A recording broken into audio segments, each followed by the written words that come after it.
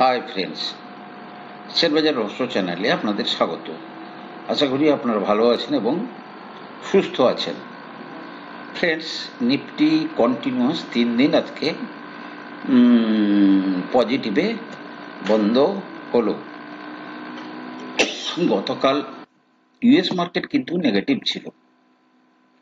আশা করা হয়েছিল আজকে হয়তো মার্কেট কিছুটা গ্যাপ ডাউনে খুলবে, কিন্তু মার্কেট আজকে গ্যাপ ডাউনে খুলেনি, বরং বেশ কিছুটা উপরেই খুলেছে, 40-50 পয়েন্ট উপরে। তো আজকে মার্কেট 22,908, নিফটি 73 পয়েন্ট উপরে ক্লোজিং দিয়েছে, ব্যাংক নিফটি 49,703, 388 পয়েন্ট উপরে ক্লোজিং দিয়েছে। ডিআইআই 2,141 কোটি টাকার বাই করেছে। গতকাল এফআইআই মামুলি বাইং এর পরে আজকে আবার তারা প্রায় 1100 কোটি টাকার কাছাকাছি সেল করেছে। অর্থাৎ এফআইআই এখনো পর্যন্ত ভিউ ক্লিয়ার নয়। একটু নিফটিটা চর্চা করব আমরা। আমাদের মূল যে চর্চার ব্যাপার সেটা হচ্ছে নিফটি, মানে অলমোস্ট এটা সার্টেন যে নিফটি এই মাসের যে ভিউ মিন্স মার্চ মাসে কিন্তু নিফটি হয়তো 23,100-200 কাছে টাচ করে 22,800 পর্যন্ত রিট্রেস করে এই জায়গায় কোনো না কোনো একটা জায়গাতে এই মাসের ক্লোজিংটা দেওয়ার সম্ভাবনা বেশি, যেটা আমরা কিন্তু গত 1 মাস ধরে কিন্তু আপনাদের সঙ্গে চর্চা করছি। এরপরে 2 এপ্রিলে ট্রাম্পের রেসিপ্রোকাল ট্যারিফ রিলেটেড কিরকম কি নিউজ আসে, দ্বিতীয়ত রেজাল্ট, কোয়ার্টারলি রেজাল্ট। ইতিমধ্যে বেশ কিছু মানে ইন্ডিকেশন ভালো আসছে। যেমন ধরুন, dollar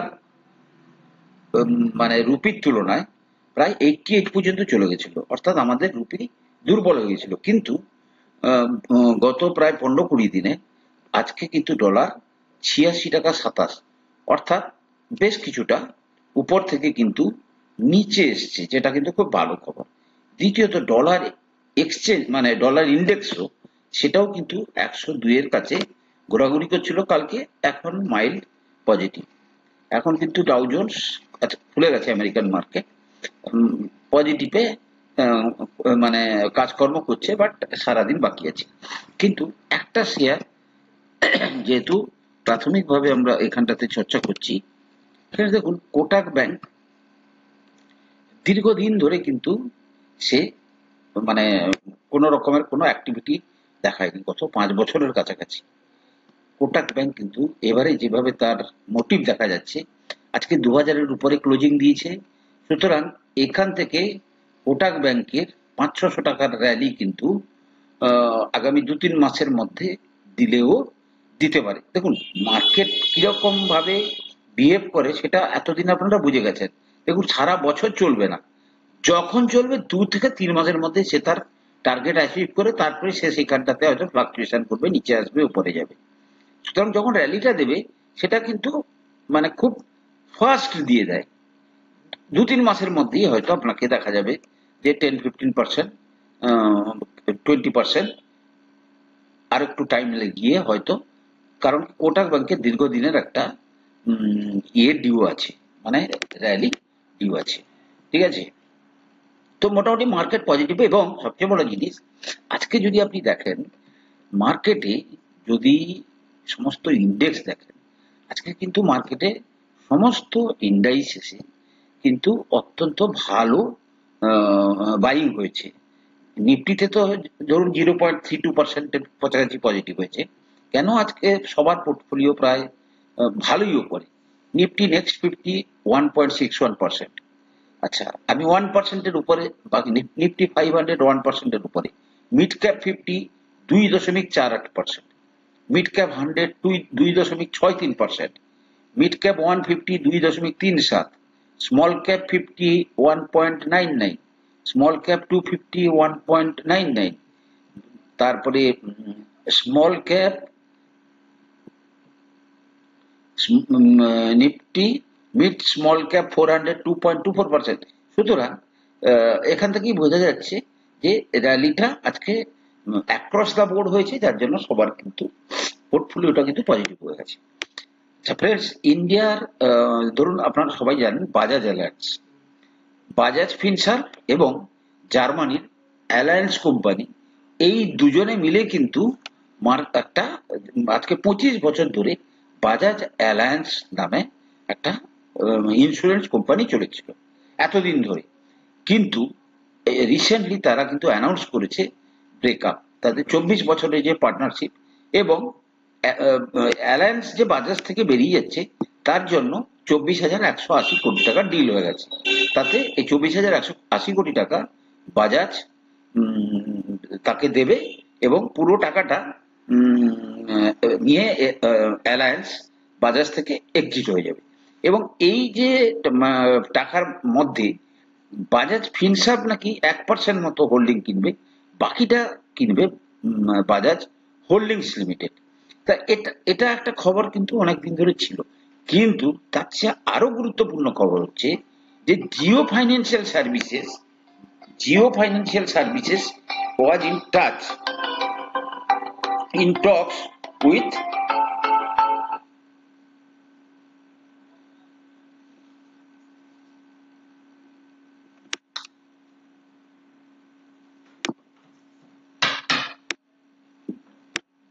Jio financial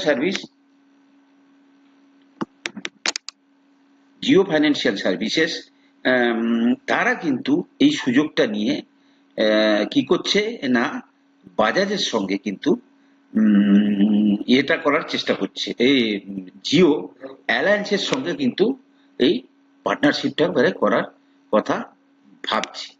Jio Financial, spawns off from Mukesh Ambani's Reliance Industries, already offer car, bike, health and life insurance. A Reuters report noted that Alliance is still considering the partnership with Jio Financial Services. Means Jio Financial Service এবং Alliance মিলে একটা নতুন insurance company তৈরি করবে, যার মধ্যে life থেকে শুরু করে হেলথ থেকে শুরু করে বাইক, কার সবকিছুই তারা আনার চেষ্টা করছে বলে কাল থেকে মার্কেট খুব গরম। আবার অন্যদিকে বাজাজ ফিনসার্ভের chairman and managing director Sanjiv Bajaj said, company এখন কি হয়েছে, বাজাজ তাহলে বাজাজ ফিনসার্ভের মধ্যেই তো লাইফ ইন্স্যুরেন্স এবং হেলথ ইন্স্যুরেন্স সবকিছু চলে আসছে, বা জেনারেল ইন্স্যুরেন্স। এখন বাজাজ ইন্স্যুরেন্স বিজনেসটার তো কোনো মার্কেটে কোম্পানি নেই, তাই এখন তারা প্ল্যান করছে লাইফ এবং জেনারেল ইন্স্যুরেন্সের নামে দুটো কোম্পানি মার্কেটে আনার চেষ্টা মানে করছে। কারণ কি, তাদের যে কোম্পানির যে হেলথ সেটা কিন্তু যথেষ্ট স্ট্রং, অর্থাৎ আগামী দিনে মার্কেটে আরো দুটো আইপিও আসলে অবাক হওয়ার কিছু নেই। ওকে, according to report, sustained sell-off pushes large cap valuation closer to fundamentals. মানে কি, লার্জ ক্যাপ শেয়ার গুলোর ফান্ডামেন্টাল কিন্তু একদম তাদের যে ভ্যালুয়েশন একদম পুরো ফান্ডামেন্টের সঙ্গে তাদের মধ্যে কোনো প্রিমিয়াম নেই, এটা মার্কেটের report. Extended sell off on Dalal Street had put stock into oversold territory, মানে এমন জায়গায় পৌঁছে দেওয়া হয়েছে যে মানে সেটা হচ্ছে ওভারসোল্ড, খুব সস্তা, drawing renewed investor interest as large cap valuation realign with fundamentals.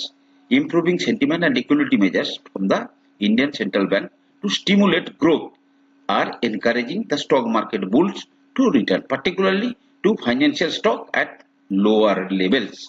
Okay, Kartik Kumar, fund manager of Axis Mutual Fund, উনি বলছেন,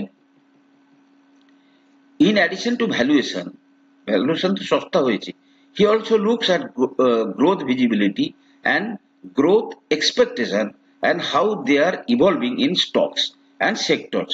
He continues to remain overweight on telecom sector re Axis Mutual Fund overweight. আচ্ছা, consumer fast moving consumer goods তাতে overweight, health কেয়ারে overweight, technical সেক্টরে overweight. He also continues to remain underweight on commodity related plays, মানে ওই steel ফিল, industrial utilities also staples from bottom up perspective. তো definitely প্রত্যেকের view different, আবার কিছু কিছু জন কিন্তু মেটালের উপর খুব বলিস। আচ্ছা, আজকে ইউএস ফেডারেল মিটিং এর গতকাল থেকে মিটিং শুরু হয়েছে। আজকে কিন্তু তাদের মিটিং এর রেজাল্ট বেরোবে। তবে সবাই কিন্তু এক্সপেক্ট করছে যে এইবারে ফেড কোনো রকমের কোনো রেটের চেঞ্জ করবে না, কারণ ডোনাল্ড ট্রাম্পের পলিসি এখনো পর্যন্ত ক্লিয়ার হচ্ছে না। ফ্রেন্ডস, আর্টিফিশিয়াল ইন্টেলিজেন্স এখন আমাদের যে আইটি ইন্ডাস্ট্রি বা পুরো আইটি সেক্টর, এখন কিন্তু তারা কিন্তু বেশ কিছুটা কনফিউজড। বিভিন্ন পয়েন্ট অফ ভিউ থেকে যেটা বলা হচ্ছে যে আমাদের যে এই বিশাল আইটি ইন্ডাস্ট্রি, কারণ কি services sector, IT services, Infosys, TCS, LTIM থেকে শুরু করে এইচসিএল, টেক মহিন্দ্রা, এই সমস্ত কোম্পানি সারা বিশ্ব জুড়ে আমাদের যে আইটি সার্ভিসেস এর সার্ভিস দেয়, প্রেডিক্ট করা হচ্ছে যে আর্টিফিশিয়াল ইন্টেলিজেন্স আসার জন্য সেই ফিল্ডে অনেক পরিবর্তন আসবে। এবারে এখানে কিন্তু দুটো ভিউ তৈরি হয়ে গেছে। একটা ভিউ বলছে যে IT artificial intelligence will kill the IT sector. দেখুন ফ্রেন্ডস, টেকনোলজি এমন একটা জিনিস, আপনারা যদি দেখেন আজ থেকে বছর 10 খুব সম্ভবত আগে ব্ল্যাকবেরি বলে একচেটিয়া একটা ফোন পাওয়া যেত।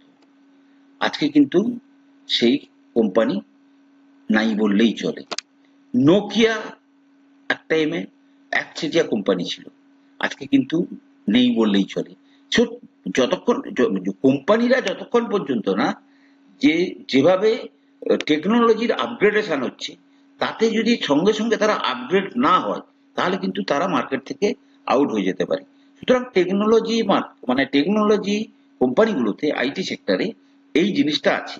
হোয়ারএজ ইনফোসিস, টিসিএস থেকে শুরু করে বড় বড় কোম্পানি, এইচসিএল, সবাই বলছে it is opportunity for the IT sector. কারণ কি না, আর্টিফিশিয়াল ইন্টেলিজেন্স অনেক ম্যান পাওয়ার কমিয়ে দেবে, অনেক ম্যান পাওয়ার কমিয়ে দিবে, অর্থাৎ তাদের যে কস্ট কমে যাবে।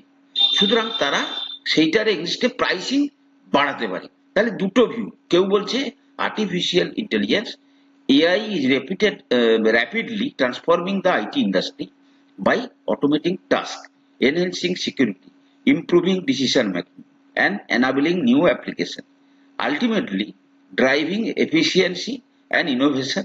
Artificial intelligence is not here to kill information technology, but to redefine how the industry operates. According to market veteran Vikas Khemani, IT is not dying because of artificial intelligence. Key question is, how do you deliver IT services now? অর্থাৎ তোমার পদ্ধতি পরিবর্তন হবে, কিন্তু IT sector হিসেবে তো এইরকম একটা পরিস্থিতির ফ্রেন্ডস যদি দেখেন, গত মানে এইবারের যে ফলটাতে যদি আপনি দেখেন, নিফটি আইটি কিন্তু ভীষণভাবে তাকে কিন্তু একদম পুরো অপারেটররা সুযোগ নিয়ে কিন্তু অনেক নিচে কিন্তু টেনে এনেছে। সুতরাং দেখুন, অপারেটরদের মানে কাজটাই হচ্ছে কনফিউশন ক্রিয়েট করে মার্কেটে নিচে নামিয়ে এনে তারা মাল তুলবে। কোথায় ছিল, যেখানে আমরা 45,000 থেকে আজকে যদি দেখা যায় যেভাবে নিফটি পড়েছে 46,000 থেকে যদি আমি দেখি, প্রায় 20% এর কাছাকাছি কিন্তু আইটি সেক্টর পড়ে গেছে। এবং আজকে যদি দেখেন আপনি ইনফোসিস, টিসিএস, এই সমস্ত শেয়ারগুলো কিন্তু আরো ব্যাপক আকারে পড়ে গেছে, যেটা কিন্তু এক্সপেক্ট করা হয়নি। কিন্তু দেখুন, মার্কেটে আপনি যদি দেখেন, যদি আপনি এই ভয়ে যদি ভীত হয়ে যান, তাহলে কিন্তু আপনি উল্টো খেলা খেলছেন। এই ভয়ের টাইমে কিন্তু আপনাকে এই সেক্টরে সবচেয়ে ভালো বেশি করে কিনতে হবে।